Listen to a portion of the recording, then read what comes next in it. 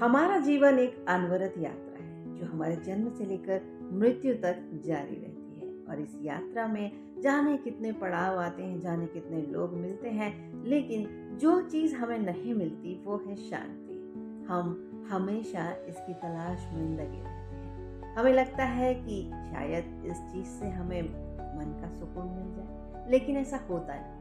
कई बार ऐसी परिस्थितियां मिलती हैं जब हमें खुशी मिलती है, शांति मिलती है, आनंद मिलता है, लेकिन उसके बाद फिर से जब वो परिस्थितियां समाप्त हो जाती हैं तो जीवन में वो आपाधापी, वो भाग दौड़ और वो तनाव फिर से लौट आता है। लेकिन हमेशा के लिए अगर हम अपने जीवन में जीते जी शांति चाहते हैं तो उसका क्या उपाय है? यही सवाल आनंद ने एक बार अपने गुरु बुद्ध से किया था जब वे सब कहीं जा रहे थे।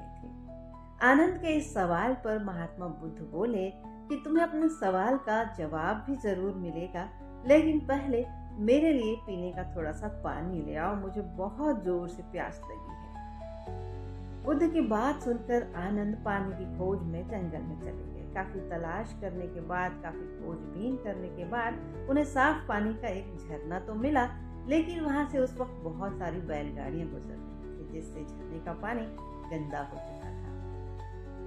कुछ देर इंतजार करने के बाद आनंद वापस बुद्ध के पास लौट आए और बोले कि भगवान, वहां से तो बैलगाड़ियां गुजर रही थी, इसलिए वहां का पानी बहुत ही गंदा है, इसलिए मैं किसी और नए जल स्रोत की तलाश करता हूँ। बुद्ध बोले थोड़ा इंतजार करो, थोड़ी प्रतीक्षा करो, रुक जाओ, फिर से उसी जगह पर जाना। कुछ समय बीत गया तो आनंद फिर से उसी झरने पर पहुंचे, लेकिन उस झरने का पानी तब भी मटमैला ही था। उसमें पत्तियां, काई और अशुद्धियां तैर रही थी।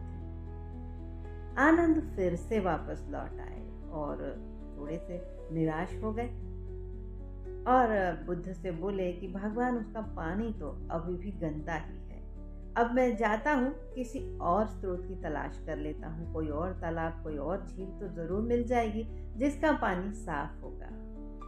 बुद्ध ने कहा कि नहीं, अभी भी थोड़ी सी प्रतीक्षा करो, कुछ देर बाद फिर से उसी झरने पर जाना। बुद्ध की बात मानकर आनंद रुक गए और कुछ समय बाद फिर उसी झरने पर पहुंचे। अब उस झरने का पानी बिल्कुल साफ, शांत और निर्मल था। आनंद ने उस झरने का पानी भरा और लाकर बुद्ध को पीने के लिए दिया। बुद्ध ने शांति से जल को पिया और उसके बाद आनंद से बोले, आनंद, तुम्हारा बहुत बहुत धन्यवाद, और तुम्हारा जो सवाल था उसका जवाब भी इसी घटना में छुपा हुआ है।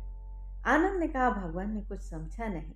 तब बुद्ध ने कहा कि देखो, हमारा जो मन है ना, उसको भी ऐसे ही विचारों की बैलगाड़ियां, लोगों की बैलगाड़ियां बार बार आकर अशांत करती रहती हैं, गंदा करती रहती हैं, और हम इंतजार नहीं करते। जब हम प्रतीक्षा करेंगे तो हमारा मन भी निर्मल हो जाएगा, साफ हो जाएगा, शुद्ध हो जाएगा।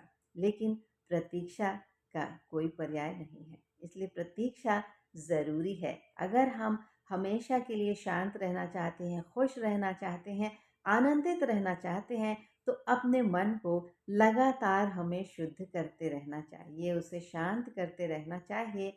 और जो बुरे विचार हैं, जो बुरी बातें हैं, जो हमारी वासनाएं हैं, हमारी इच्छाएं हैं, जो कभी हमें शांति से नहीं रहने देती, उनसे बचना चाहिए। उन विचारों को साफ करते रहना चाहिए, दूर करते रहना चाहिए, तो हमारा मन भी साफ, शांत और पवित्र बना रहेगा। हमारे विचार सद्विचार बनेंगे, हमारी जो इच्छाएं हैं वो सद इच्छाएं बनेंगी। तो इस बात में जीवन का बहुत बड़ा रहस्य छिपा हुआ है। हम शांति की तलाश में जाने कहाँ कहाँ जाते हैं, घूमने जाते हैं, आश्रमों में जाते हैं, अच्छे लोगों की संगति की कोशिश करते हैं, अच्छे प्रवचन सुनते हैं, अच्छे लोगों से मिलते हैं। एक बार अपने भीतर झांकिए, क्योंकि बाहर से अधिक शांति हमारे भीतर होती है। हमें बस उसे डिस्कवर करना होता है, खोजना होता है और उसे परमानेंट बनाए रखना होता है, ताकि हम हमेशा के लिए आनंदित रहें, खुश रहें, शांत रहें। सुनते रहिए आरजे नुपुर को।